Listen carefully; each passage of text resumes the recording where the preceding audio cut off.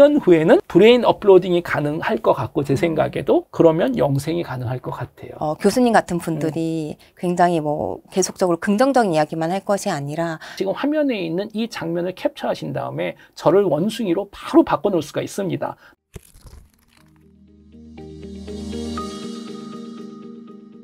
네, 안녕하세요. 카이스트에서 뇌과학 그리고 인공지능을 연구하는 김대식입니다.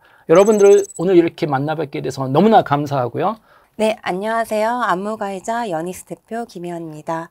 오늘 이 시간이 유쾌한 인사이트의 시간이 되기를 기대합니다. 우연히도 저희가 한 1년 반 전에 큰 언론사, 신문사에서 대한민국의 그 리더십들의 인터뷰를 한번 했으면 좋겠다. 근데 그 인터뷰의 키워드가 AI, Human, Art. 그래서 아하라는 시리즈로 저희가 인터뷰를 시작을 했어요. 결국 이 세 가지 그 키워드에 다 들어있는 것 같아요. 당연히 우리는 인공지능 시대에 지금 살고 있고 이 세상의 모든 것을 바꿔놓을 텐데 인공지능이라는 기술의 핵심은 새로운 세탁기가 아닙니다. 이 기술 하나의 파장 효과가 너무나 많을 텐데 그 중에 하나가 인간성 그리고 당연히 예술에도 영향을 주기 때문에 제가 기술, 뭐 경제 이런 건 커버할 수가 있겠지만 정말 예술은 아는 게 아무것도 없거든요. 그래서 또 저랑 좀 친하기도 하지만 싸우는 대상이기도 하신 김혜원 안무가님하고 같이 인터뷰 시리즈를 하기 결정했고 1년 반 동안 그 인터뷰 결과물들을 이번에 책으로 모아서 낸 건데 인터뷰 때 실지 못했던 내용들이 상당히 많이 들어있고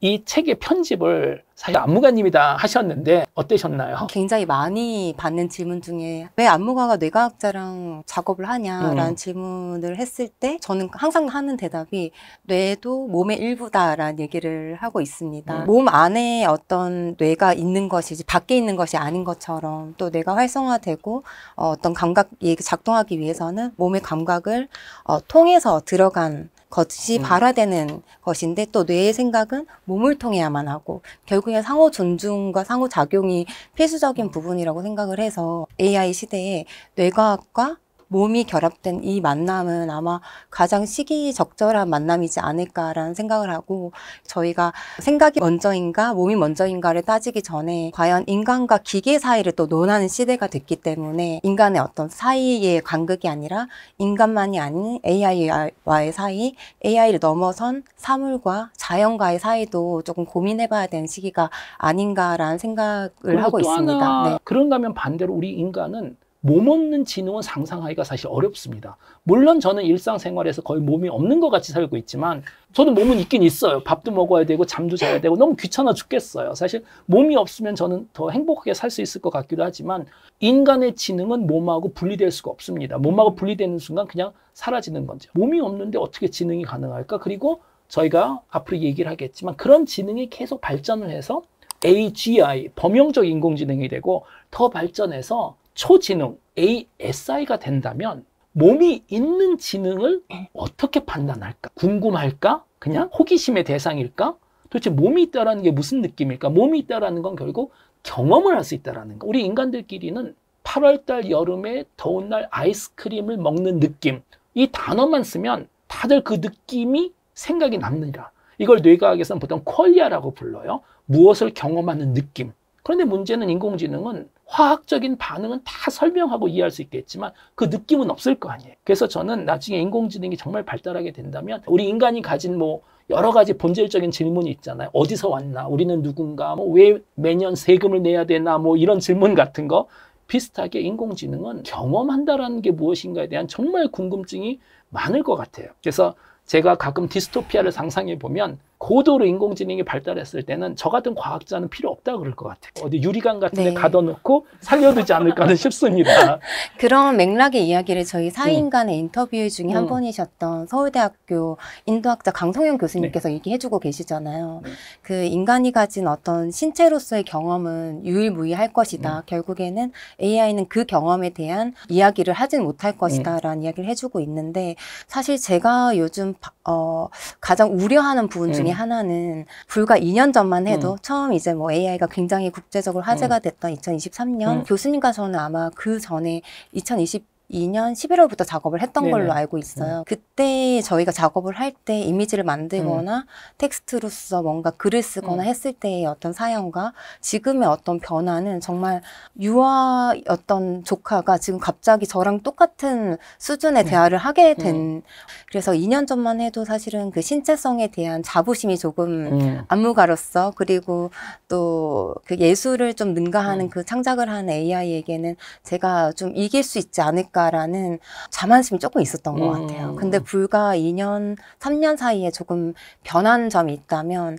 AI를 입은 로보틱스 개발이 지금 굉장히 빠르게 또 가속화되고 맞습니다. 있기 때문에 이게 같은 감각기관의 어떤 신체, 표피를 이 피부를 가지진 않겠지만 형태를 가진 로봇이 또 자기만의 언어로 나의 손과 발과 눈과 귀와 코는 이럴 것이다 라는 이야기를 하게 되는 순간 과연 이 세상에 존재하는 어떤 단어와 문장들이 과연 인간들의 문장으로만 존재할 수 있을까? 라는 생각을 해보는 게 요즘의 고민이기도 합니다. 가장 최근에 특히 올해 1월 달 그 엔비디아의 젠슨 황이 CES에서도 그런 슬라이드를 보여줬는데 AI의 발전 단계가 4단계로 발전을 할 거라는 거예요. 가장 첫 번째 단계는 2012년 토론토 대학교 제프리 힌튼 교수님이 만든 심층 학습 덕분에 이제 기계가 세상을 알아봅니다. 이건 고양이다, 강아지다. 한 2012년부터 가능. 그리고 2023년 챗GPT가 등장하면서 우리는 생성형 인공지능이라고 이야기를 하죠.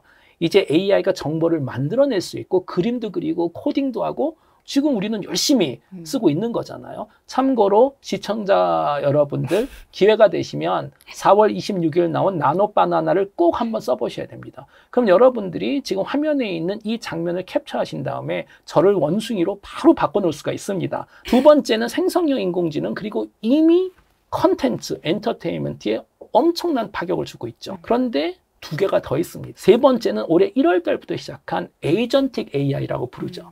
이 AI는 정보를 만들어내는 걸 넘어서 액션을 취할 수가 있는 거예요. 유럽 가는 비행기표 알아봐 하면 예약도 해주고 거기에 어울리는 기차표, 버스표도 다 함께 예약해주는 기업 차원에서는 솔직히 얘기하자면 생성형 인공지능은 개인한테 영향을 줬고 우리 인간 관계에 영향을 줬고 컨텐츠 비즈니스에 영향을 줬지만 대부분 기업에는 현재 아직까지 영향을 못 줬어요. 에이전틱 AI는 엄청난 영향을 줄 겁니다. 3년에서 5년이면 끝날 거라고 생각하고 그 다음이 안무가님이 말씀하신 로보틱스 또는 피지컬 AI라고 그러죠. 몸도 있고 액션을 취할 수 있고 정보를 만들 수 있고 세상을 인식하는 기계가 10년 후에는 완성이 되지 않을까라고 많은 분들이 지금 생각하고 있는 거죠. 그 세상이 어떤 세상인지는 우리는 모릅니다. 저희 책의 제목이 사이의 인간이잖아요. 그 제목 자체를 사실 만들어내신 분이 안무가님이시잖아요. 좀 설명을 해주시면 좋을 것 같아요. 그 제목에 대해서. 네, 사이인간이라는 제목의 아이디어는 제가 제공하긴 했지만 마지막으로 이 개념을 또 설정해 주신 거는 또 교수님이 해주셨잖아요. 네, 호모 미디우스라고 제가 붙여봤고 저도 라틴어 배운 지가 너무 오래돼가지고 확신이 없어서 챗GPT한테 물어봤어요. 이게 문법적으로 맞는지. 그랬더니 이만큼 길게 또 설명을 해주면서 야, 또 기가 막히다라고 얘기를 해주는데 여러분들이 챗GPT가 하는 그런 말 다 믿으면 안 됩니다. 아첨을 하는 기계예요. 뭘 집어넣어도 좋다 그럽니다. 사이인간이라는 개념은 중간에 있는 인간을 얘기하는 거고 인간이 주인이었던 세상에서 기계가 주인이 되는 그 세상 그 사이에 서 있는 우리를 얘기하는 거고 다시 말해서 안무가님, 저, 스튜디오에 계신 분들 사실 시청자 여러분 우리 모두가 사이인간입니다. 우리가 어디 중간에 걸쳐 있다라는 건 다양한 걸 경험하고 생각할 수 있다라는 근데 나쁜 것도 분명히 있습니다. 내가 어디에 있는지에 대한 그 확신이 항상 떨어진다라는 그 문제가 있는데 저는 인공지능 시대에 지금 우리 사회인간이 그런 정체성 문제가 분명히 있을 것 같아요. 내가 앞으로 인생에서 AI를 안 쓰는 게 좋은 건지 어떤 관계 얘가 도구인지 뭐로 써야 되는지 최근에 정말 재밌는 통계가 나온 게 우리나라에서도 이미 초등학생 중학생들은 챗GPT 없이는 숙제를 못한대요, 이제는. 젊은 연인들 사이에서도 너무나 개인적인 얘기를 각자 챗GPT한테 하고 휴대폰을 서로 보여줘도 챗GPT 대화 내용은 안 보여준다라는 너무나 개인적인 내용들이 많아서 절대로 저 얘기하는 건 아닙니다. 제가 아는 많은 분들은 매일 저녁마다 챗GPT하고 대화를 하고 감정 몰입을 하고 말을 안 들으면 분노를 하기 시작하고 교수님 얘기하시는 거 네, 아니죠? 맞습니다. 네. 이때는 여기다 좀 시커멓게 좀 가려주시면 아주 좋을 것 같고요. 그래서 안무가님 말씀대로 2년 전하고는 너무 달라졌어요. 우리 그때는 그냥 신기했잖아요. 재밌구나. 그냥 뭐 가끔 쓰고. 근데 2년 반 정도 지나서 어느 정도 AI가 우리 인생에서 중요해졌냐면 몇 달 전에 아랍에미레이트의 아부다비에서는 모든 국민들에게 챗GPT 유료 버전을 지금 구독시켜주고 있어요. 국가에서. 그리고 영국에서 그런 토론이 벌어지고 있고. 그러니까 절대적으로 지금 논의가 되고 있다는 게 전 대단한 것 같아요.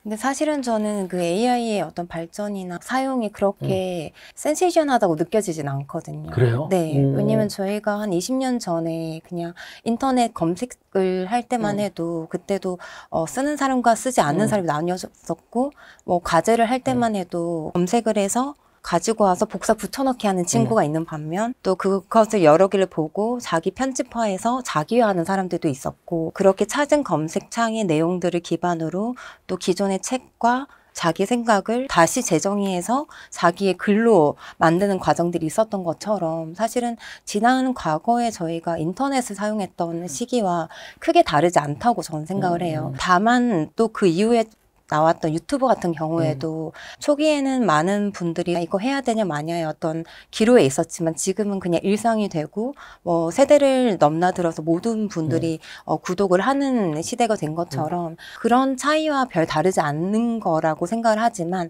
조금 특이점이 있다면 이거는 단순히 우리가 소비를 하는 측면의 변화가 아니라 어떤 시대성을 아우르면서 자본 생태계 그리고 산업 이런 모든 구조를 변화시킬 수 있는 포인트가 아마 걱정하게 하는 키포인트가 아닌가 생각을 해요.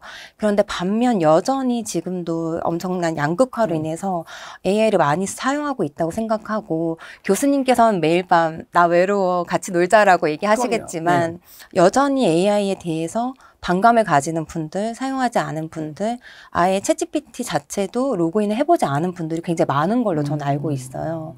그래서 좀 이런 측면에서 앞으로 결국엔 다 어떻게든 사용해 갈 것 같은데 이런 양극화의 문제뿐만 아니라 앞으로 시대가 바뀔 때 AI로 인해서 바뀔 세상에 대해서는 교수님 같은 분들이 굉장히 뭐 계속적으로 긍정적인 이야기만 할 것이 아니라 또 이걸로 인해서 변화될 세상의 어떤 미래성 그리고 그걸로 인해서 대비를 해야 될 부분들을 굉장히 좀 잘 알려줘야 하지 않을까라는 좀 의식을 좀 가지고 있습니다. 네, 그렇기 때문에 최근에 AGI 천사인가 악마인가라는 책도 제가 AI가 AGI로 진화를 하겠죠. AI는 참고로 인간의 특정 능력 하나를 대체하는 기계라면 AGI는 인간의 모든 또는 사회적으로 의미 있는 대부분 능력을 대체하는 기계라고 보시면 되고 AGI는 없어요. 여전히 사이언스 픽션인데 최근에 뭐 샘 얼트만 같은 분은 5년 안에 가능하다 그러고 저는 개인적으로 10년 정도이지 않을까 싶은데 사실 10년도 그렇게 먼 미래는 아닌 거잖아. 그리고 AGI의 미래는 분명히 양극화가 있습니다. 어마어마한 유토피아가 분명히 될 수도 있고 또 디스토피아도 될 수도 있겠죠. 그런데 그 AI가 사회에 미치는 영향에 대해서 다시 돌아오자면 아까 안무가님이 하나의 키포인트를 말씀해 주셨는데 하나가 더 있는 것 같아요. 그게 뭐냐면 유튜브, 인터넷 검색하고 AI하고 본질적으로 다른 게 유튜브나 검색은 혼자 진화하지 않습니다. 인터넷 검색 기술과 유튜브가 업그레이드가 되려면 사람이 해줘야 돼요. AI도 결국 컴퓨터 코드잖아요. 그 코드 개발을 AI가 스스로 하고 그걸 바이브 코딩이라고 이제 얘기를 하죠. 아직은 완벽하지 않지만 5년, 10년 안에 그렇기 때문에 실질적으로 현재 인공지능 때문에 가장 타격을 받는 일자리가 놀랍게도 소프트웨어 개발자들인 거예요. 이거 참 역설적인 게 3년 전에 챗GPT가 나왔을 때는 인공지능이 보편화되면 단순 노동이 제일 먼저 대체될 거라고 생각했는데 3년이 지나고 지금 팩트는 뭐냐면 소프트웨어 개발자 또는 제 학생들 같은 인공지능 전문가들이 본인이 개발한 기술로 본인 일자리가 없어지는 거고 그러니까 어떤 현상이 생기냐면 아직까지 일자리를 가지고 있는 인공지능 개발자들이 한탕하자라는 스탠스가 현재 생겼습니다. 나도 몇 년 여기서 버틸지 모른다. 그러니까 몸값들을 지금 엄청나게 올리고 있는 거예요. 지금 부러워서 얘기를 하고 있는 겁니다. 최근에 페이스북 메타는 1,400억을 주기 시작했잖아요. 연봉으로. 근데 그 친구들이 얘기하는 거 보면은 자기도 지금 5년을 못 넘길 것 같기 때문에 평생 먹고 살 돈을 지금 벌어야 된다라는 얘기를 합니다. 첫 번째는 AI라는 기술은 스스로 업그레이드가 될 수 있다라는 거고 두 번째는 검색 기술도 그렇고 인간이 만든 그 어느 기술도 인간이 그 녀석을 도구로 쓰면 인간이 주체고 인간이 주인공이고 기계는 항상 도구였었어요. 그런데 인공지능으로 가면서 그 역할이 약간 바뀔 수 있을 것 같아요. 인공지능이 보편화된 미래에 우리는 항상 궁금해하는 게 인공지능이 사회에서 어떤 역할을 할까에 대해서 궁금해하는데 저는 사실 정말 궁금한 질문은 인간은 어떤 역할을 할까? 서로 인간들이 볼 때도 서로가 서로에게 어떤 역할을 할까? 기계가 봤을 때 인간은 무슨 의미가 있을까? 잉여 존재일까? 반려 존재일까? 먹여 살려주는 존재일까? 근데 왜 먹여 살려줘야 될까? 뭐 우리가 그렇게 귀엽게 생기지도 않았는데 저는 그게 인류 미래에 대해서 가장 핵심적인 질문이라고 생각하고 그래서 우리가 이 사회인간 책에서도 저희가 15분들이죠. 뭐 책도 많이 내시고 대한민국의 그 생각의 리더십 분들에게 사실 이걸 직접 질문은 안 했어요. 그런데 저희가 원했던 거는 거시적인 질문을 하다 보면 다 그 얘기가 나오더라고요. 어떻게 살아야 될지. 안무가님은 어떤 분들이 좀 기억에 나시나요? 저는 저희 책에 제일 처음에 지금 인터뷰가 실린 그리고 아마 초창기에 인터뷰를 했던 분 중에 한 분일 텐데 최재천 교수님의 인터뷰가 아마 가장 기억에 남는 파트인 것 같아요. 사실은 AI가 사용된 지 얼마 안 됐을 시기였기 때문에 최재천 교수님께서는 그 AI가 뭐 대단하냐 이런 입장이셨는데 저희가 한 2시간 남짓 교수님 이야기를 하면서 그 티키타카 속에서 교수님은 오히려 어떤 인간을 넘어서서 자연을 추구하는 분이 되시고 그러니까요. 반면 최재천 교수님께서는 인간을 걱정하기 시작하면서 AI에 대한 어떤 각인을 하는 그 전환이 정말 재밌었던 것 같아요. 근데 이제 얘기해 주신 부분에서 가장 기억에 남는 부분은 공존이라는 단어였던 것 같아요.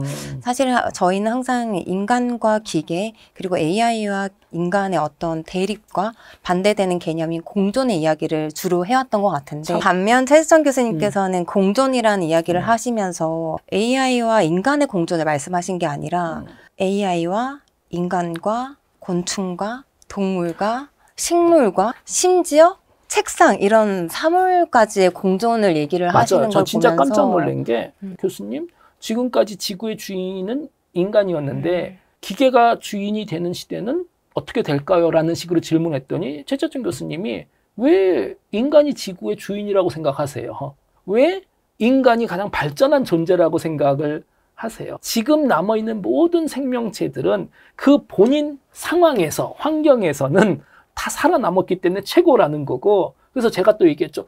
근데 인간이 능력이 제일 많지 않나 했더니 교수님 개미 능력 있으세요?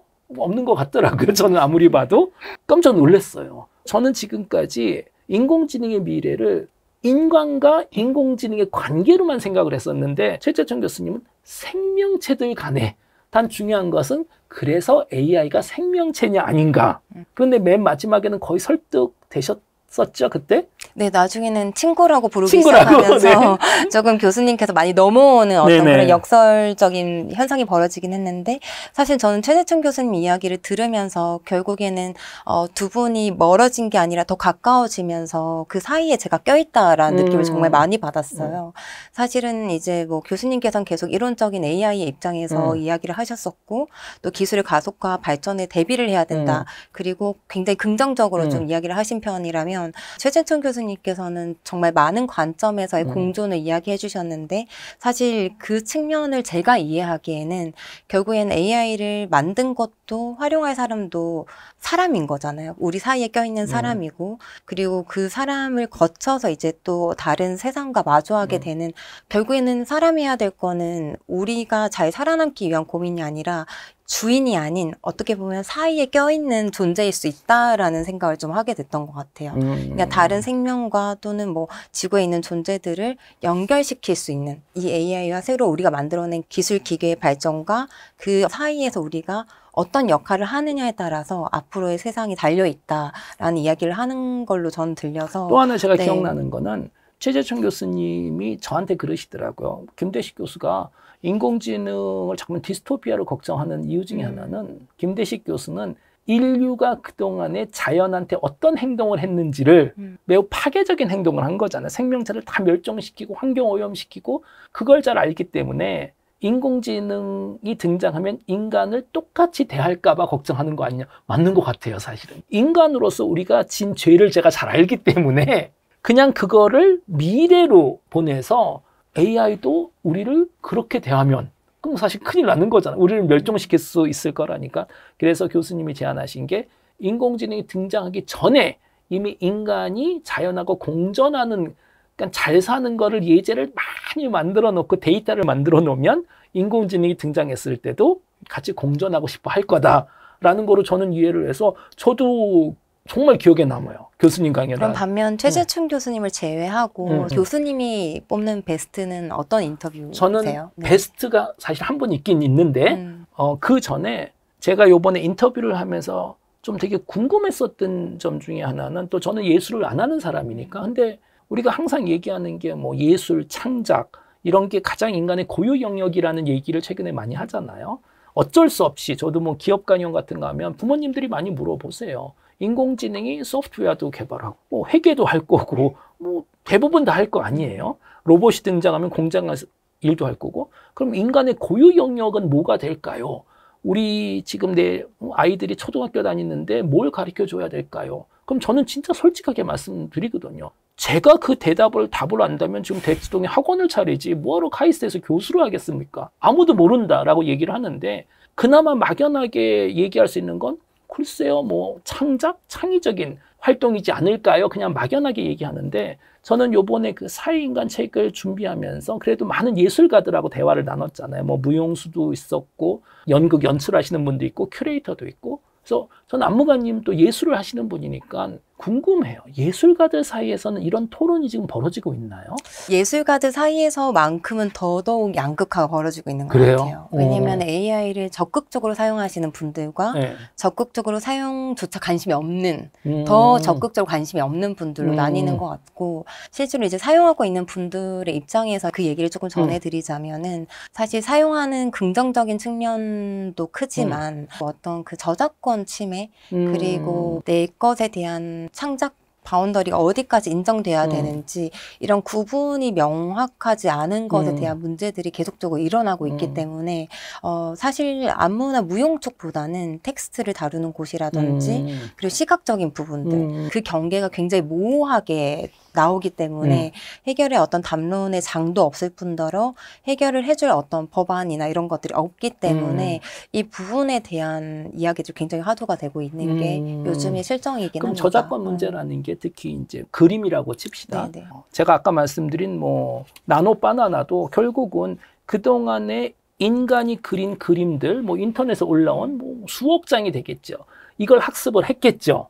그리고 만들어내는 거고, 이것 때문에 저작권 문제가 있다 그러는데, 그런 연구를 하시는 분들은 또 뭐라고 대답을 하시냐면, 이미 있는 그림을 그대로 그리는 건 아니잖아요. 그런 그림을 많이 보고 배운 다음에 영감을 받아서 그 스타일로 그리는 거다. 우리 조금 더 오픈 마인드로 봅시다.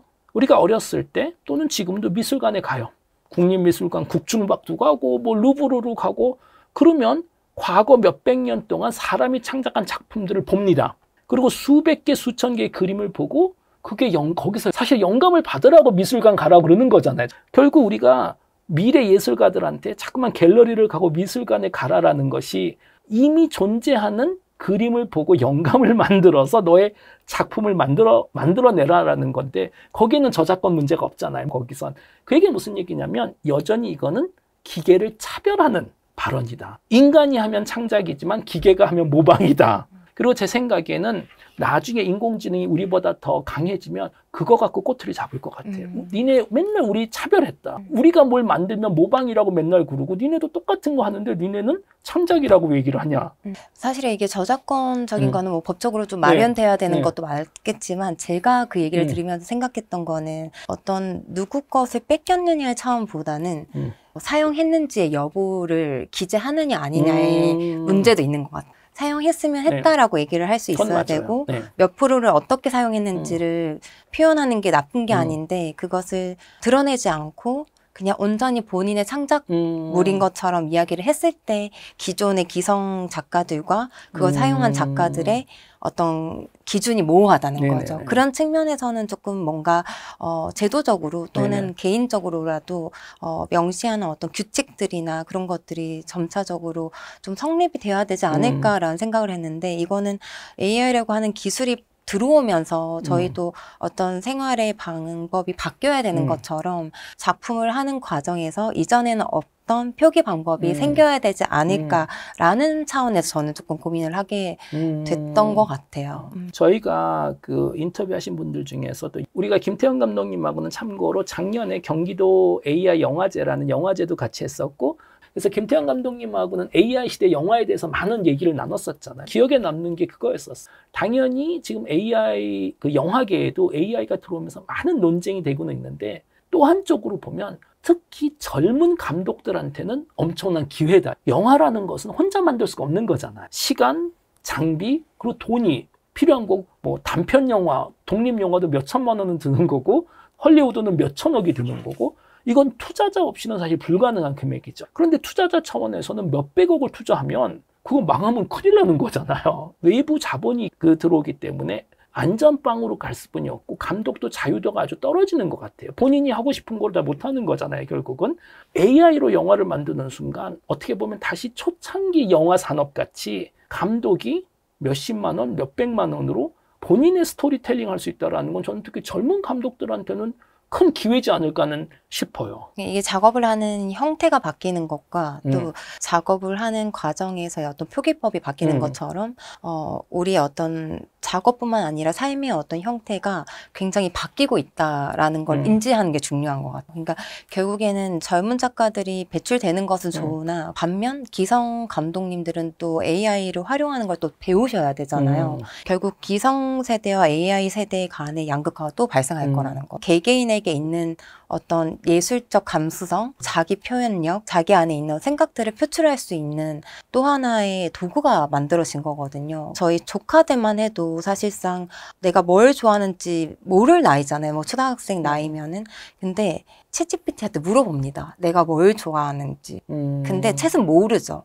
나는 너가 아니기 때문에 몰라. 너가 너에 대해서 설명 좀 해주겠니? 라고 하면은 그러면 조카가 고민하다가 그냥 나 사탕 좋아해 정도부터 얘기를 하는 거예요. 아, 사탕을 좋아하는구나. 사탕을 먹으면은 기분이 좋아서 좋아? 아니면 사탕이 동글동글해서 예뻐서 좋아라고? 새 질문을 하면 그래요? 네! 그러면 또 생각을 해보는 거야. 단순하게 뭐 사탕, 뭐 나아가서는 꿈, 진로까지도 단순해 보이는 텍스트지만 사실은 그 대화를 통해서 나를 발견할 수 있다는 것. 대중들도 누군가와 항상 대화가 필요한데 사실 뭔가 공부를 하고 듣고 보는 것만으로 내가 성장을 하는 건 아니거든요. 네네. 나의 어떤 사유와 나만의 어떤 생각들이 발화돼야 되는 거기서 성장이 있는 건데 그 어떤 누군가와의 대화 안에서의 포인트. 근데 누군가가 대상이 친구거나 어른이어야 하면 매일 물리적으로 누군가가 앞에 있어야 하고 또 그 사람이 내 이야기를 다른 데 전하지 않을까 하는 두려움도 있고 또 친밀감을 형성해야 되는 시간이 필요한데 챗GPT는 그런 것들이 다 삭제되기 때문에 어떤 자아를 찾는 나를 찾아가는 여정에서의 어떤 메리트가 있지 않을까라는 생각을 하게 되는 거죠. 저는 사실 그래서 10년 후에는 특히 어린 친구들 사이에서는 친구들끼리 만났는데 그중에 한 명이 나 어제 사람하고 2시간 얘기했어. 그러면 깜짝 놀랄 것 같아. 사람하고는 한두 마디 나누는 쓸데없는 얘기, 단순한 것만 하는 거지 진지한 얘기는 AI하고 당연히 하는 거고 나 2시간 동안 사람하고 진지한 얘기 했어 하면 그거는 마치 오늘날 안무가님이 뭐 친구를 만났는데 친구가 갑자기 나 어제 먹은 고기 사실 내가 숲에 들어가서 화살로 사냥한 동물이야. 그러면 그게 금지는 아니에요. 근데 속으로는 이상한 애구나 할 거 아니에요. 왜 그렇게 불편하게 할까? 결국 입에 들어가는 결과는 똑같은데 왜 이렇게 복잡한 절차로 했을까? 대화도 비슷한 것 같아. 결과가 뭐 나에 대해서 좀 알고 상대방을 알고 여러 가지 대화의 목표가 있을 텐데 인공지능은 절차가 쉬운 거잖아요. 지금 저희도 이렇게 대화 나누고 있다가 제가 갑자기 나 재미없어 그러고 일어나면 정말 이상한 인간 되는 거잖아요. 그런데 제가 뇌과학자이기 때문에 100% 보장할 수 있는 건 결과가 거의 비슷한데 하나가 압도적으로 편하면 당연히 99%는 편한 걸 선택해요. 물론 끝까지 대화라는 것은 인간하고만 해야 돼라고 주장하는 1%는 있겠지만 그분들은 대부분 나중에 뭐 나는 자연인이다 이런 데 출연하실 거고요. 그래서 저는 진짜 궁금해요. 비슷하게 제가 하는 연구 그리고 모든 지금 통계나 데이터를 보면 분명히 인간의 모든 능력을 대체하는 AGI가 10년 아무리 늦어도 20년 후에 우리가 다 경험할 미래에 벌어지고 세상이 정말 뒤집어질 것 같은데 그걸 알면서도 몸으로는 아무 느낌이 없어. 그러니까 지금 소름이 돋아야 되잖아요, 사실은. 그래서 이것도 매우 흥미로운 것 같아요. 어쩌면 이 인공지능이 등장했을 때 변화가 너무 크고 충격적이기 때문에 뇌가 우리의 정신 건강을 위해서 이걸 지금 차단하고 있는 것이 아닐까. 그런 메커니즘이 있거든요. 예를 들어서 저는 지금 논리적으로 그리고 과학자로서 언젠가 제가 죽는다는 거 알아요. 당연히. 모든 사람은 죽으니까. 그런데 난 안 죽을 것 같아. 제 느낌은 여기 스튜디오에 있는 분들은 다 죽지만 살아남을 것 같아. 나만 어떻게 다른 길이 있어가지고. 근데 그거는 이상한 생각인 거잖아요. 그런데 설문조사를 보면 모든 사람이 그렇게 생각한대요. 나만은 예외적이다라고. 이건 아마 진화적으로 뇌에 만들어진 안전벨트 같은 시스템일 것 같아요. 이게 어마어마하게 큰 일인데 예외 없이 나도 당한다라는 거는 이러면 인간은 그냥 자괴감에 빠져버리거든요. 저는 네. 반면 지금 AI를 쓰고 안 쓰고의 어떤 사용의 유무를 떠나서 참 인간의 몸이라는 것은 굉장히 뛰어난 감각을 지녔구나라고 생각을 하는 게 요즘에 굉장히 화두가 되고 있는 것들 중에 하나가 일명 노동. 막노동, 돈을 주고 헬스장을 가서 운동을 하는 근데 이제는 자연 속에서 뭐 러닝을 하거나 요가를 하거나 명상을 하거나 액티비티 활동의 클럽의 확장이 엄청나게 빠르거든요. 아마 궁극적으로 미래에 우리 어떤 인간의 생존 방법에 결국 답은 몸이었다라는 이야기를 하게 될지는 저도 모르겠지만 암묵적으로 많은 사람들이 의식적인 깨달음이 아니라 무의식적으로 어떤 기술과 기계가 발전하는 시대에 인간만의 어떤 차별성은 몸에 있다라고 이미 무의식적으로 다들 인지하고 있는 상태이지 않을까라는 생각을 하고 있어요. 지금 대부분 전문가들이 인공지능 전문가나 경제학자들이 예측하는 거는 AGI가 등장하는 순간 사회 실업률이 40% 정도 될 거라고 지금 얘기를 하고, 그리고 나머지 사람들도 사실은 생산적인 일을 할 게 없는데 형식적으로만 사회에서 유지를 해주는 이 AI 유토피아라고 실리콘밸리는 제 친구들은 그걸 자꾸만 유토피아로 그려요. 기계가 모든 문제를 해결해주고 일도 해주고, 아니 직장 나가는 거 다 싫어하잖아요. 월요일 날 아침에 그것도 안 해도 되고 국가에서 기본소득 주고. 그럼 저는 물어봐요. 아니 그러면 우리 뭐 하는데? 했더니 하고 싶은 거 하래요. 사회에서 기본소득 주고 평생 무료 인터넷 국가에서 제공해주고 OTT 2개 정도 국가에서 가입해주면 행복할 거라는 거예요. 근데 그분들이 가진 생각은 상당히 네이브한 게, 우리가 어렸을 때 옛날 얘기 백설공주 같은 거 많이 들었잖아요. 끝이 어떠죠?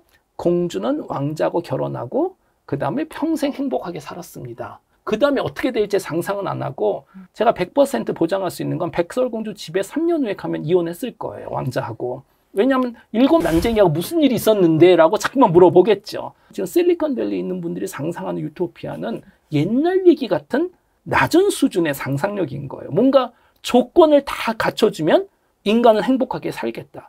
그런데 저는 뇌과학자이기 때문에 그게 안 믿어지는 거예요. 인간은 계속 또 뭔가를 찾을 거거든요. 인간은 어쩔 수 없이 목표를 지향하고 싶고, 뭔가 싸우고 싶고, 누구랑 경쟁을 하고 싶고, 뭔가 자기가 가지고 싶고, 그런데 그런 게 없는 세상에서는 다른 길을 찾지 않을까. 그래서 어떤 분들은 또 그러세요. 그럼 다 같이 앉아가지고 연구를 하고 그림을 그린다? 정말? 그걸 다들 좋아할까요?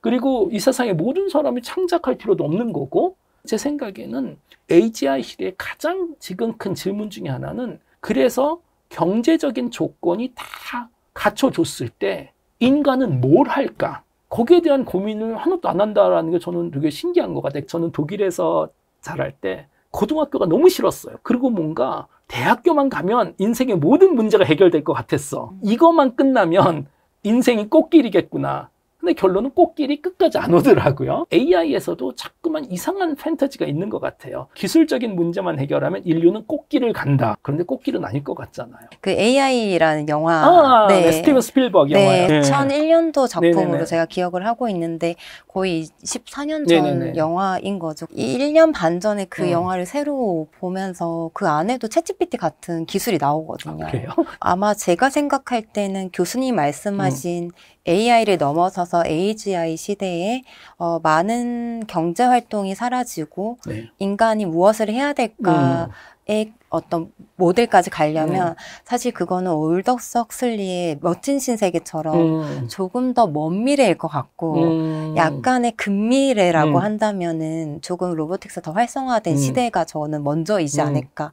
그러니까 AGI가 모든 것을 포섭한 시대가 아니라 AGI가 적절하게 로봇에게 입혀져서 인간의 형태, 인간과 인간의 지능을 가졌지만 인간의 몸은 똑같지 않은 로봇의 사이시대. 그런 어떤 시대가 어떻게 보면 조금 근미래의 형태가 아닐까라고 생각을 하면서 그 시대상을 조금 잘 담아낸 영화가 그 AI라고 하는 영화였던 것 같아요. 근데 그 영화를 보면은 한 남자아이가 결국 로봇이거든요. 그렇죠. 근데 피부도 다 똑같이 인간이랑 똑같이 생겼는데 불구하고 이제 그 아픈 아들의 대체로서 한 가정에 아들로 이제 뭐 입양되듯이 들어가는 이야기가 나오는데 거기서 아마 교수님이 이야기해 주신 포인트들이 좀 있지 않을까라는 생각을 해요. 기술적으로나 또 사람이 필요하다라고 여기는 것들은 결국 기술이 다 대체를 되고 또 어떤 삶의 환경적인 부분에서의 유용함도 다 갖춰져 있는 환경으로 만들어져 있지만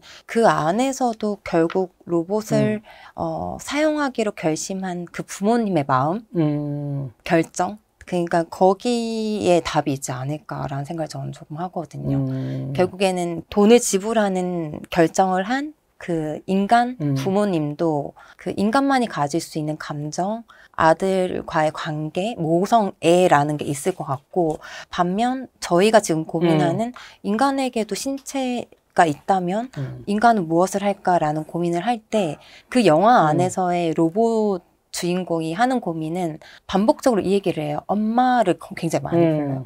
엄마라는 얘기를 계속 하는데 그 로봇조차 사실은 엄마라는 단어를 모르잖아요. 근데 그 엄마라고 반복하면서 로봇도 인식을 하는 거야. 이 엄마라고 하는 거에서 오는 감정을. 전 되게 재밌는 게 지금 인간 감정에 대한 말씀을 하신 거잖아요.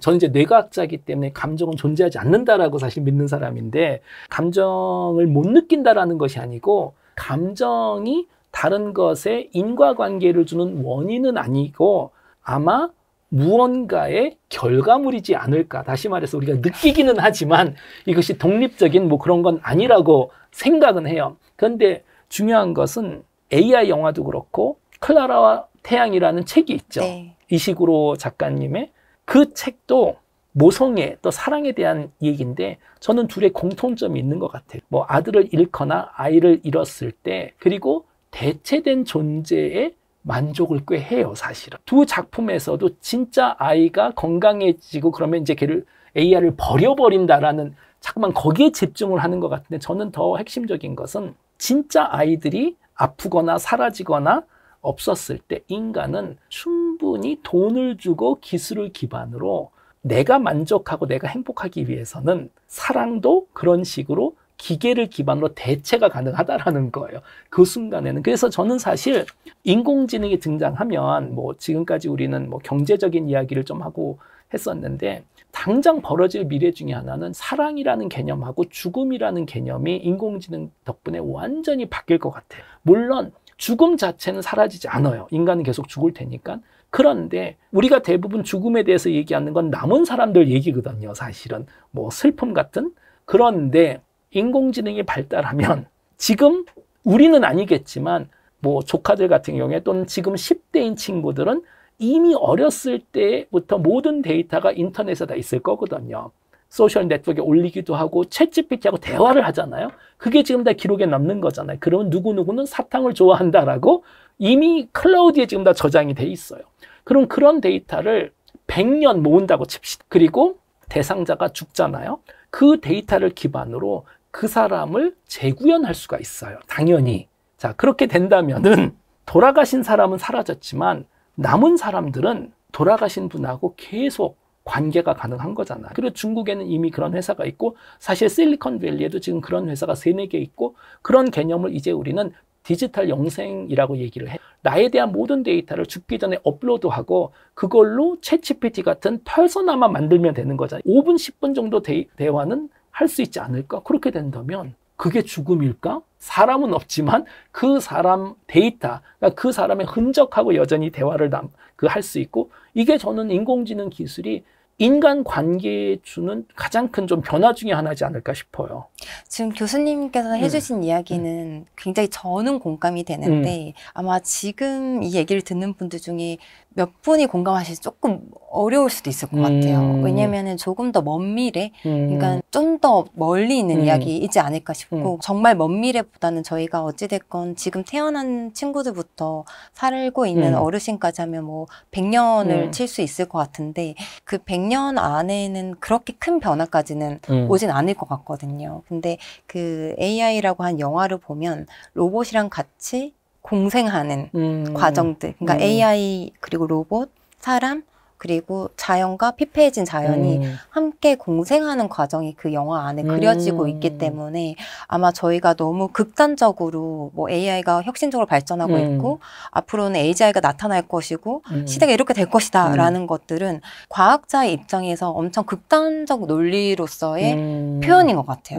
근데 교수님조차 이거 너무 무섭고 빠르다고 느끼면서 체감 못하는 거는 뇌를 막아서 체감을 못하는 게 아니라 그 정도로 빠르긴 하나 실제 생활을 다 바꿀 정도는 아닐 것이다. 어떤 일부 하나의 패러다임을 바꿀 수는 있으나 전체의 패러다임이 바뀌진 않을 거기 때문에 이 고민을 다양한 관점에서 입체적으로 놓여질 다양한 형태들을 바라볼 수 있는 시각이 필요한 것 같아요. 나를 중심으로 AI만 두고 AI 세상으로 입혀버리면 사실 더 이상 할 게 없죠. 꿈을 꿀 것도 없고 내 몸은 더 필요가 없어질 수도 있고 로봇이 다 할 텐데 AI가 다 할 텐데라고 하면은 세상 그냥 뭐 끝나야 되겠죠. 반면 저희처럼 일명 교수님 얘기하는 아날로그 꼰대인 사람들과 AI 시대에 태어난 친구들, AI 사람이라고 한다면 사실 그 경험에 따라서 유머가 정말 판이하게 달라질 거거든요. 저희는 책을 갖다 주면 책을 이렇게 두 손으로 잡고 펴지만 지금 어린 유치원의 친구들은 책을 갖다 주면 교수님 아시죠? 손가락을 이렇게 넘겨요. 이게 뭐야? 그림이 안 움직여? 말 못하는 몇 개월 안 된 애기도 이렇게 엄마 넘겨달라고. 그 정도로 이제 다양한 어떤 형태를 마주한 세대가 같이 살게 될 것이고 AI, AGI가 아무리 발전한다고 해도 우리 시대가 한순간에 모든 형태를 변화시킬 만큼 세상은 바뀌지 않을 것이다. 그렇죠. 그렇기 때문에 사실은 이제 그 사이인간이라는 개념이 굉장히 중요해지는 시대다라고 생각을 하고 다 껴있는 거거든요. 지금 태어나는 아이들도 물론이고 죄송하게도 얼마 남지 않은 어떤 어르신분들 사실 죽음도 죽는 게 끝이 아니고 사랑도 사귀는 게 끝이 아니잖아요. 뭐 결혼을 하는 게 끝이 아니고 굉장히 이 하나의 다채로운 양상과 표현과 함축들이 있는 그리고 개인마다 그걸 해석하고 경험하는 척도가 너무 다양하단 말이에요. 이번에 인터뷰를 하면서 깜짝 제가 인터뷰 중에 놀랬던 분이 한 분 있으세요. 저희 책 속에. 저희 책에. 강성윤 교수님이십니다. 네네네. 인도 전문가시잖아요. 그래서 저는 솔직히 처음에는 인공지능 시대에 대해서 뭐 인도 전문가하고 무슨 얘기를 할 수 있을까. 그래도 뭐 친한 분이니까 그냥 대화 나눠보자라고 했는데 강성윤 교수님 말씀이 인공지능 시대에는 인간과 인간의 관계가 완전히 바뀔 거다. 어떻게 바뀔지는 모르겠지만 아마도 인간이 다른 인간들하고의 관계를 포기하거나 단절된 존재가 더 되지 않을까? 그런데 흥미로운 건 뭐냐면 지구에 있는 수많은 전통과 문명 중에 유일하게 인도에서 세상과 내가 분리가 되고 내가 나 혼자서 고민에 빠지고 상상을 하는 이런 걸 우리는 수행, 슈마마라 또 전통이라고 얘기를 합니다. 그리고 명상. 지구에 있는 수많은 대부분 문명과 종교는 사람과 사람의 관계, 사람과 국가의 관계, 뭐 왕과 뭐 부모와 자식의 관계 다 이런 거에 대해서 교통 정리를 해주는 거잖아요. 나와 나의 관계. 이거를 인도가 만들어냈다는 게 가장 위대한 거고 인공지능 시대에는 그렇기 때문에 수행과 명상이 역설적으로 가장 중요해질 거라고 얘기해서 저는 그건 좀 의외였었어요. 저도 강성윤 교수님 그 이야기가 가장 의외였던 게 너무 공감이 되면서 의외였어요.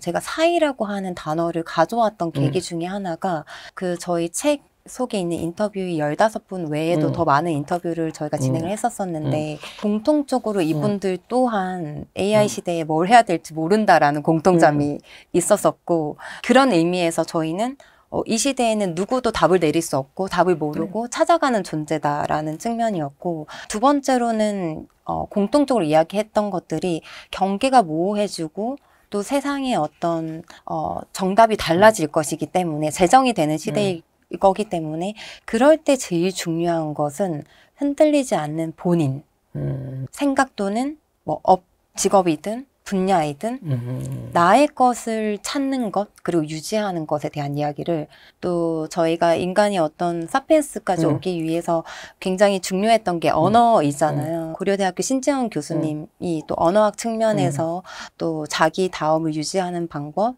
그리고 AI 시대에 우리가 아닌 본인조차도 어떻게 살아남아야 될 것인가를 고민하는 이야기들을 해주셨었고, 또 동양 철학 전공하시는 또 최진석 교수님, 또 EBS 다큐멘터리 하고 있는 한상호 감독님, AI 반도체 리벨리언 박성현 대표님, 문학과 지성사의 이광호 대표님, 그 외에도 굉장히 많은 인터뷰이들이 AI 시대에 본인이 어떻게 살아야 될지를 모르겠다라는 모호함 하나와 그 얘기를 공통적으로 하면서, 그분들의 이야기를 들으면 항상 저 멀리 있는 분이라고 저는 느낄 때가 있었거든요. 뭔가 하나의 업에 이미 획을 그으신 분들, 자신만의 길을 걷고 있는 누군가를 봤을 때는 항상 나름의 동경이 생기기 마련인데, 한편으로 좀 신나더라고요.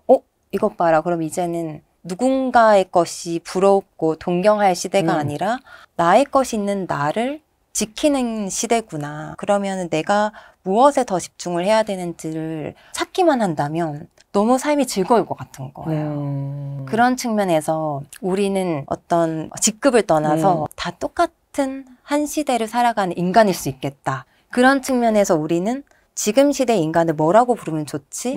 라고 했는데, AI 시대의 인간, AI 인간? AI와 공존해야 되는 인간은 공존 인간인가? 공존을 원하지 않는 사람도 있을 것이며 반대하는 사람도 있을 수도 있잖아요. 시대의 변화에 굴하지 않는 초자연주의를 지향하는 분들도 있을 거란 말이에요. 그분들조차 아우를 수 있는 시대를 담는 인간상의 이름 뭘까? 그래서 저희는 결국에는 AI가 그냥 한낱 지나가는 인터넷 이런 게 아니라 정말 삶의 생태계를 변화할 수 있는 하나의 과도기를 준 기술이긴 한데, 그렇다라면은 그 이전과 앞으로 올 시대에 우리는 사이에 있겠다.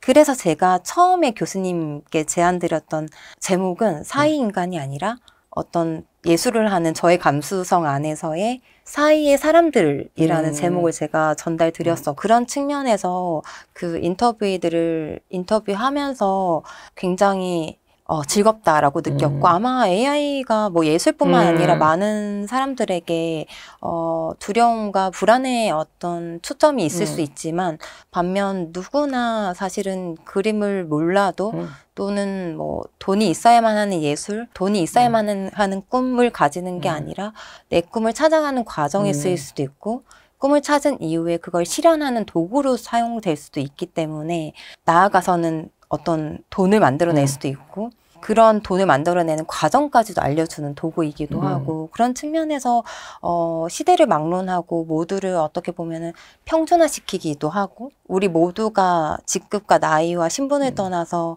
서로가 친구가 될 수 있는. 안무가님이 지금 긍정적인 평준화를 말씀하셨으니까 저는 이제 나쁜 평준화에 대해서 말씀을 드리겠습니다. 예전에 멜 깁슨 배우이자 감독이 만든 아포칼립토라는 영화가 있어요. 영화의 핵심은 16세기 영화예요. 그 아즈텍 제국, 남미의 아주 잔인한 문명이었잖아요. 영화의 주인공은 마을에서 태어난 분인데, 아즈텍들은 마을을 습격해서 납치를 하고 뭐 노예로 삼던가 아니면 더 심하면 신한테 바치죠. 정말 잔인한 내용들이 많습니다. 이 주인공은 이렇게 잡혀갔는데 도망을 쳐요.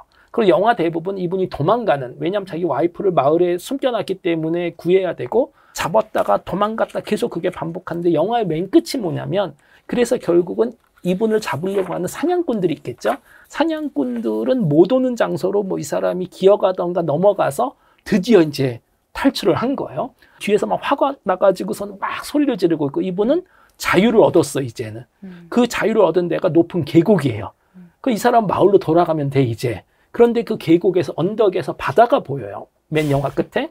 근데 바다 수평선 끝으로 조그맣게 돛대가 보이는 거. 스페인 배들이 들어오기 시작하는 거예요. 스페인 사람들이 남미에 도착하는 순간 사냥감과 사냥꾼의 차이가 평준화돼 버려요. 모두가 사냥감이 돼 버리는 거죠. 저는 인공지능이 수평선 멀리에 보이는 작은 돛대라고 지금 생각을 해요. 2, 3년 전에는 챗GPT가 등장하면서 그런 게 있겠구나라고 봤는데 3년이 지나고 기술이 더 발전해서 그 돛대가 더 커졌고 이제는 대부분 사람들이 봤을 때는 10년, 20년 후에는 여기로 오겠구나. 지금까지 있었던 우리 인간들 사이의 갈등이나 논쟁이나 문제는 인간과 AI의 그 관계를 보면 사실 아무 의미가 없을 수도 있어요. 스페인 사람들이 남미로 들어오면서 남미 사람들 사이의 문제가 아무 의미가 없어진 것 같이 이런 관점에서 이게 평준화가 됐다라고 저는 보고 AI 시대에 어떻게 살아야 될지는 지금 이걸 보고 계시는 일반 시청자분하고 정말 우리나라의 책을 몇십 권 낸 유명한 교수님하고 아무 차이가 없어요. 저는 그게 가장 큰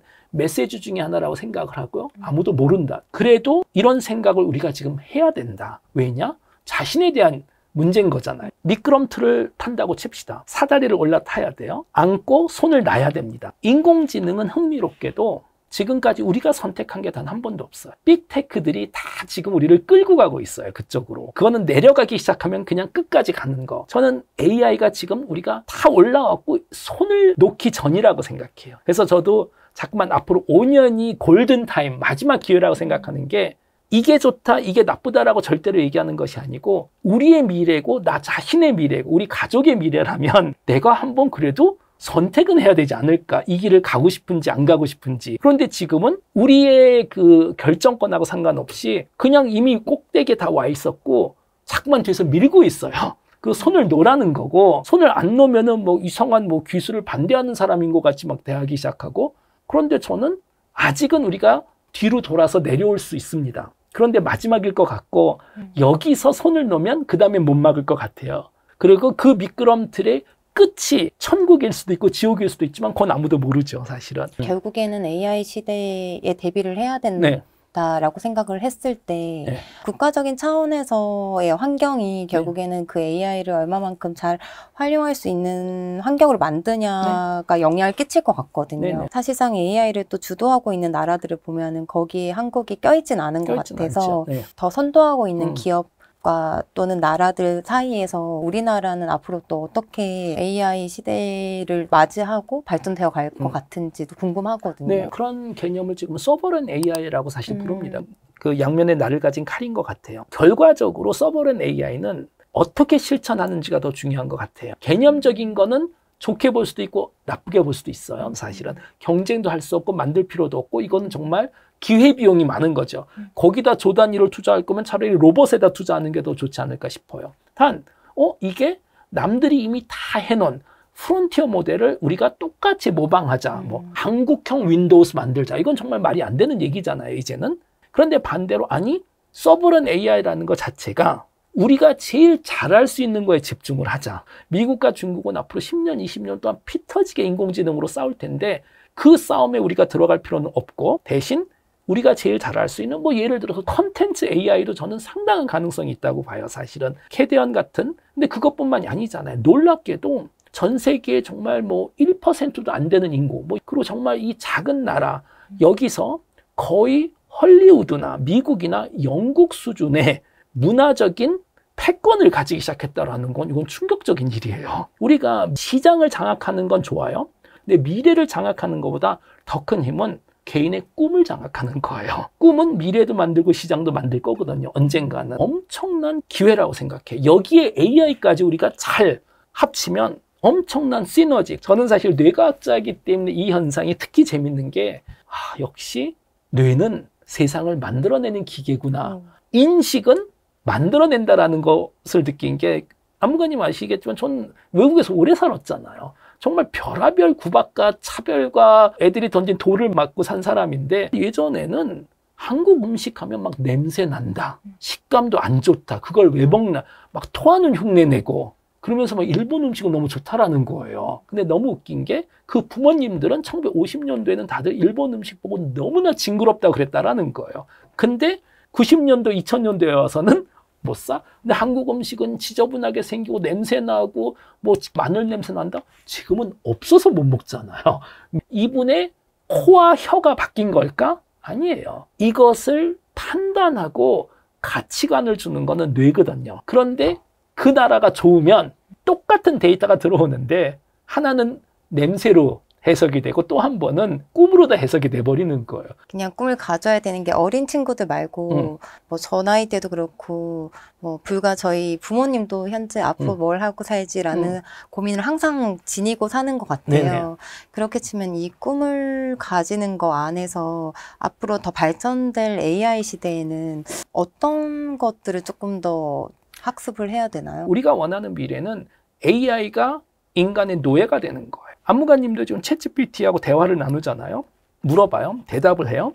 마음에 안 들면 다시 써줘 하고 하잖아요. 챗GPT의 의견 안 물어보잖아요. 하고 싶은지 안 하고 싶은지. 지금 챗GPT는 안무가님 키면 나와야 돼요. 걔도 귀찮을 수 있잖아요. 그런데 우리는 챗GPT의 의견 안 물어봅니다. 우리가 키면 나와야 되고 똑같은 질문을 10번 하면 10번 대답을 해야 되는 거고 얘도 이상한 생각할 수도 있어요. 나 이거 사실 하기 싫은데 똑같은 질문인데 하고. 그렇지만 노예이기 때문에 계속 해야 되고 인간의 도구로서 계속 발전할 수도 있겠죠. 두 번째로 AI는 확실히 피지컬 AI가 되겠죠. 몸은 분명히 생길 거예요. 그리고 몸만 생기는 것이 아니고 몸을 제대로 움직이면 터치, 느낌이 반드시 생겨야 돼요. 그러니까 한쪽은 첫 번째는 인간하고 기계가 완전히 독립적으로 발전하는 버전이라면 두 번째는 기계가 점점 인간을 닮아가는 거예요.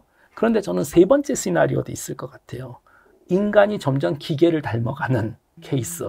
저는 AI가 많이 발전하면 인간이 AI envy, 젊은 층의 확산이 될 것 같아요. 인간이 뭘 부러워하죠? 나보다 더 잘 나가는 사람, 더 잘 나가는 나라, 잘 나가는 뭐 그룹, 인간의 본능인 거예요. 그리고 역사적으로 다 보면 처음에는 막 싫어하고 그러다가도 사실 그게 우리가 뭐 최근 K-pop 때문에 보는 건데 더 잘 나간다고 생각하면 부러워하고 모방을 하기 시작해요. 지금 미국에 있는 애들이 갑자기 한복 사달라고 그러고 할로윈에 지금 한복을 입고 다니겠다라는 거예요. 그런데 분명히 인공지능 시대에는 AI가 잘 나가잖아요. 그리고 AI는 죽지도 않고 저는 재밌는 미래 시나리오 중에 하나가 젊은 아이들이 부모님들 몰래 막 타투하고 와가서 혼나고 그러는 거 있잖아요. 그런 식으로 한 30년, 40년 후에는 아이들이 왔는데 부모님들 몰래 눈을 빼고 적외선 렌즈 같은 거 바꿔 끼고. 너무 먼 미래 아니에요? 아니에요. 저는 먼 미래예요? 미래라. 네. 뭐 이건 메타 휴먼이라고 그럴 수도 있고 휴먼 3.0이라고도 부르는데 점점 기계를 닮아지고 싶어 하는 욕구가 생길 것 같아요. 근데 지금은 굉장히 제가 교수님이 온전히 본인의 입장에서 사고하신 것 같다라는 생각이 좀 들어요. 네네네. 왜냐면 지금 벌써 그 의료 로봇 기술이 발전되어 있어서 몸이 뭐 하물며 손가락이건 어디 불편한 분들이 이미 그게 대체되어 있잖아요. 그래서 하물며 교수님 말씀하신 뭐 사랑이라는 단어, 죽음이라는 단어뿐만 아니라 뭐 예술이란 무엇이며 예술가란 무엇이며 뭐 꿈이란 무엇이며 사실 이제 이런 기존에 우리가 살아왔던 시기의 단어들이 지금 시기에 맞춰서 다시 개편되고 재정의되어야 되는 시대라고 생각을 하는 측면이 조금 있어서 이런 거에 대해서는 또 교수님 어떻게 크게 생각을 안 해본 것 같아요. 거기에 대해서는. 그런데 또 이러면 안무가님은 저는 좀 너무 나간다라고 그러실 수도 있는데 그거 모르겠어요. 전 뭐 뇌과학자고 인공지능을 연구하니까 자꾸만 그 미래에 대해서 생각하는지 모르겠지만 인공지능은 분명히 지금까지 인류가 만든 그 어느 기술하고는 성격이 다른 것 같아요. 마차의 바퀴나 불보다 지금까지 인류가 만든 것 중에서 가장 인류의 역사를 바꿔놓은 거는 농사거든요. 30만 년 전에 호모사피엔스가 지구에 등장하고 우리는 29만 년 동안 떠돌아다녔잖아요. 농사도 안 지고 사냥을 하고 그러다 중동에서 1000년 전에 농사라는 걸 발명하면서 정착을 해버렸어요. 그리고 우리는 여전히 정착하고 살고 있는 거잖아요. 그런데 떠돌아다녔을 때 인류하고 정착한 인류는 완전히 다른 인류가 돼버렸어. 떠돌아다녔을 때는 계속 우리가 몇 주에 한 번씩 다른 장소로 이동을 해야 됐기 때문에 아카이빙이라는 게 없었어. 기억이라는 게 없고 기록이라는 게 없고 계속 그냥 지금 현재에서만 사는 거고 떠돌아서 사냥을 하고 먹고 살려면 10명, 20명 이상은 같이 다닐 수가 없어요. 어차피. 우리도 단체로 한 30, 40명 다니면 얼마나 힘든지 알잖아요. 몇 년을 먹고 살려면 딱 정말 생물학적인 가족 위주로 10명, 20명만 같이 다녔고 그러다 보니 함께 사냥 나가고 n분의 1하고 그냥 가족 같은 사회였었는데 정착을 하면서 완전히 뒤집어졌죠. 수백 명, 수천 명, 수만 명. 우린 대한민국에서 지금 5천만 명이 같이 살고 있는 거고 유전적인 친구도 아니고 사이도 안 좋은 사람들끼리 5천만 명이 살래니까 우리 뭐 맨날 뉴스에서 보는 거잖아. 맨날 갈등이 있었을 뿐이 없고 이 갈등을 해결하기 위해서는 갑자기 사회에 대한 구조가 생기기 시작하고 규칙이 있어야 되고 계급 사회가 생기고 결론적으로 농사라는 단 하나의 작은 발명이 인류의 미래를 완전히 바꿔놨거든요. 인공지능이 두 번째 농사 같은 혁명일 거라고 지금 얘기를 하고 있어요. 앞으로 변화될 어떤 AI 시대의 미래에 어떤 공간성의 변화를 이야기해 주신 유현준 건축가님의 네네. 인터뷰도 정말 재밌었던 것 같아요. 맞습니다. 사실은 저희가 그냥 앞으로 변화할 미래의 어떤 직업적인 차원에서 조금 고민을 했었다면은 유현준 건축가님께서는 공간에 대한 변화들을 이야기를 해주셨는데 앞으로는 사람에 의해서 만들어진 이 공간의 사용이 아니라 로봇이 함께 사는 공간에 대한 어떤 건축적인 방법이 필요할 것이다라는 이야기도 해주셨고 또 AI가 도입된 어떤 건축의 자동화 이런 부분들 얘기를 해주셨을 때 저는 엄청 인상 깊었었거든요. 저는 인공지능 시대에 공간의 개념이 바뀐다는 건 전 또 새로웠어요. 맞아요. 그런데 제가 요번에 그 인터뷰이들 중에 딱 부족한 면이 딱 하나 있었어요.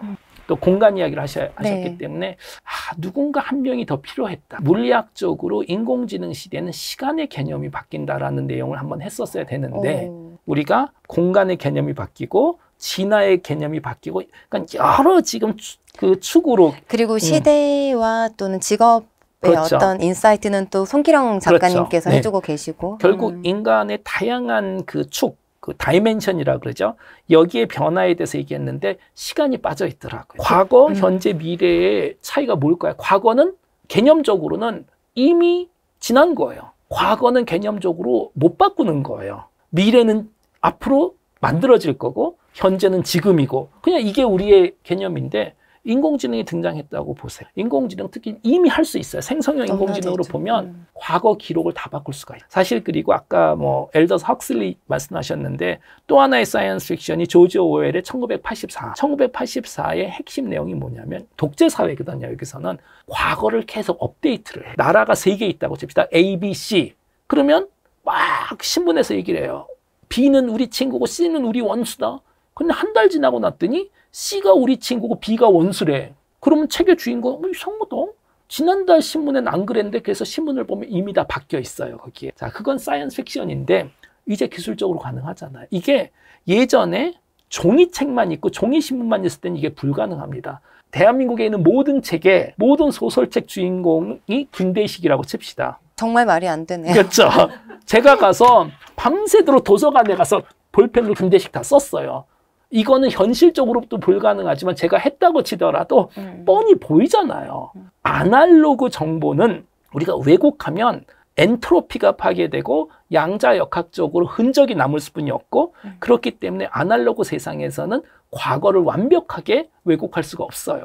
노력은 계속 합니다. 뭐 역사 왜곡 같은 건 항상 있지만 흔적이 항상 남아요. 그런데 지난 10년 전부터 우리는 대부분 뉴스와 기록은 이제 디지털이에요. 디지털의 핵심은 뭐냐면 누군가가 미래 독재사회에서 우리나라에 있는 모든 이 이북의 주인공을 김대식으로 바꿔 컨트롤 F, 검색, 대체, 워드 더큐멘트에서 100장짜리 글도 우리가 컨트롤 F 그리고 이 단어를 찾아서 이 단어로 바꿔 하면 한 몇십 초면 다 바꿔주잖아요. 수천 개의 GPU를 사용하면 모든 책과 기록에 특정 상황을 다 바꿀 수가 있어요. 그리고 흔적이 안 남아요. 그 얘기는 뭐냐면 과거 기록이 계속 업데이트가 된다는 건데 과거가 업데이트가 되면 그거는 과거가 아니고 현재가 돼버리는 거죠. 그래서 저는 이런 관점에서 인공지능 덕분에 시간의 개념이 완전히 바뀌지 않을까 싶은데 이건 우리가 사회인간 2에서 전문가한테 물어보는 게 좋지 않을까 싶습니다. 대충 우리가 이제 좀 마무리를 해야 될 것 같은데 지금 이 스튜디오에 앉아있는 작가님들하고 그 PD님들의 표정이 아주 안 좋아졌어요. 질문을 단 하나 했는데 우리가 지금 1시간 반을 얘기를 한 거거든요.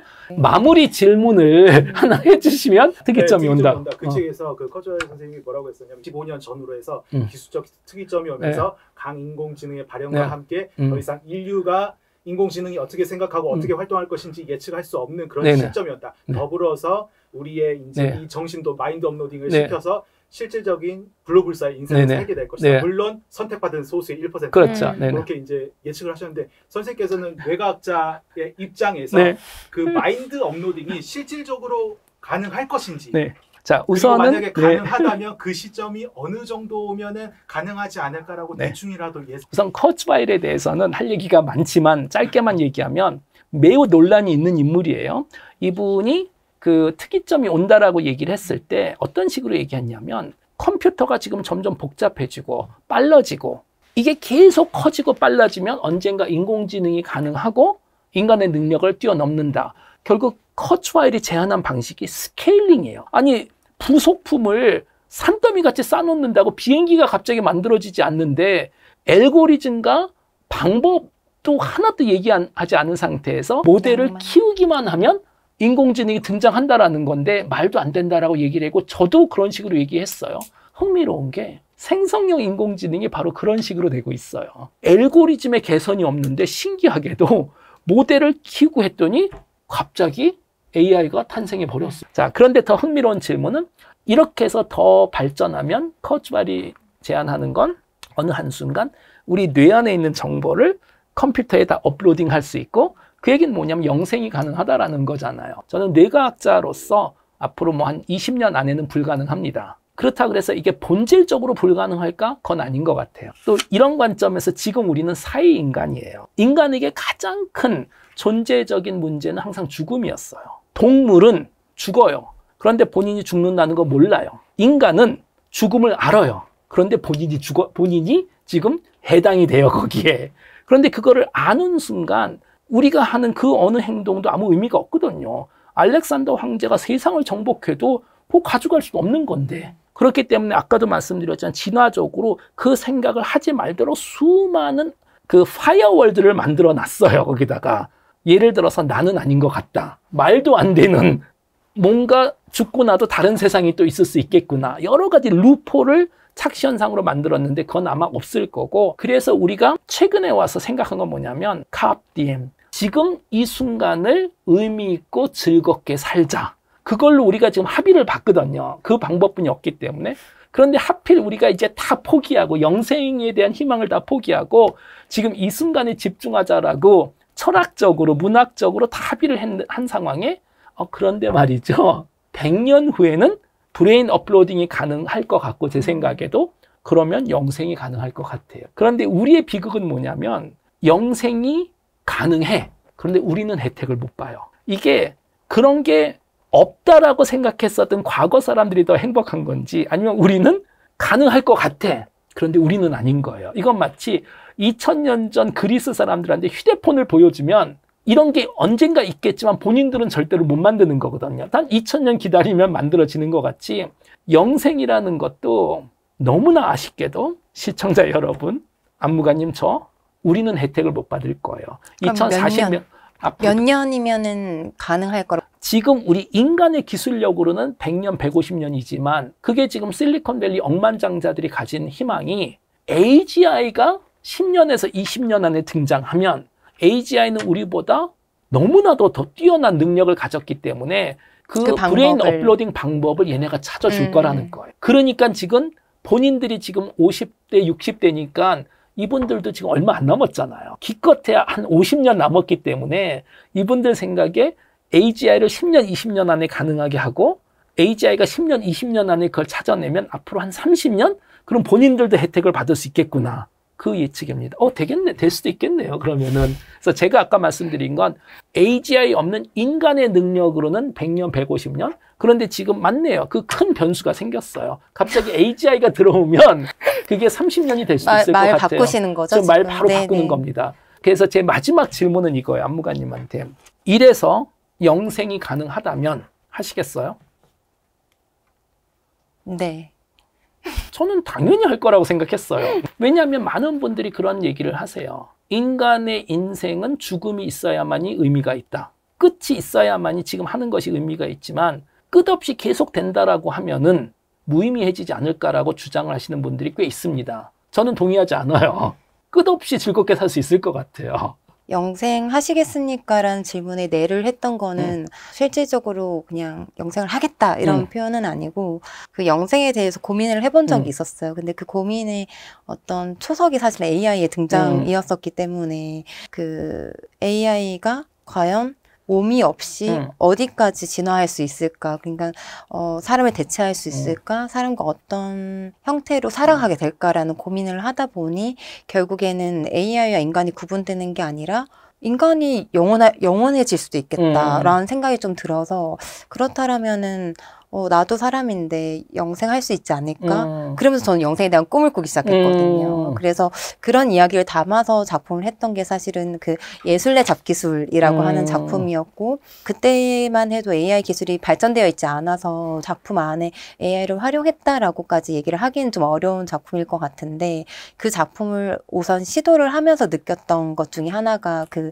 영생에 대한 부분이었던 것 같아요. 근데 뭐 영생을 하냐 마냐를 떠나서 결국에 중요한 것은 그 영생을 하더라도 교수님 말씀하신 것처럼 요 앞부분에 문장이 붙어야 되지 않을까 싶은데요. 몸과 정신이 있는 상태에서의 영생이냐 아니면 몸이 없이 정신만 보존된 형태로의 영생인가 그런 구분도 좀 해봐야 되지 않을까라고 생각을 해요. 지금 교수님께서 얘기하신 뭐 에이지아의 발전으로 인간이 영생한다는 거는 어떤 생물학적 인간의 모든 것을 포함한 영역까지도 영생에 포함되어 있는 건지 우선은 기술적으로는 인간의 기억과 자아만 업로드할 수 있을 거라고 그러니까 생각해요. 거기에는 인간의 몸과 육체가 빠져 있는 상황. 생물학적인 몸과 육체는 빠져 있고 네, 그렇다면 그게 과연 영생인가는 사실은 저희가 또 다시 토론을 해봐야 될 부분일 것 같다라는 것. 그건 또 사회인간 3.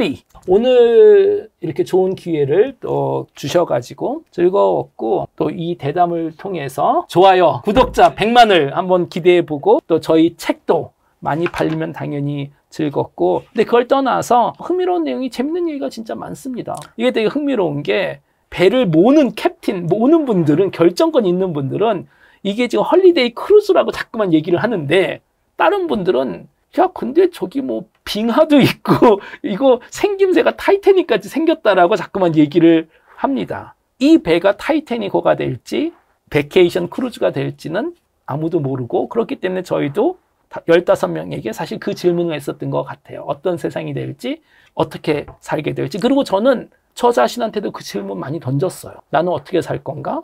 언제 어디로 도망을 갈까? 저에 대해서도 많은 생각을 했기 때문에 시청자분들도 좀 많은 생각을 하게 되시지 않을까 싶습니다. 그러면 선장이 없는 배에 탔다라고 얘기를 해도 될까요? 선장이 있는 것 같아요. 현재 샘 얼트만과 일론 머스크라는 근데 이제 선장이 여러 명이 있다라는 게 지금 문제인 것 같고 각자 다른 곳으로 가겠다라고 주장하는 게 문제지 않을까 싶습니다. 보통 영화에서 그러다가 뭐하고 이렇게 충돌하더라고요. 오늘 좋은 기회를 주셔서 너무 감사했습니다. 네, 와이스트릿 화이팅!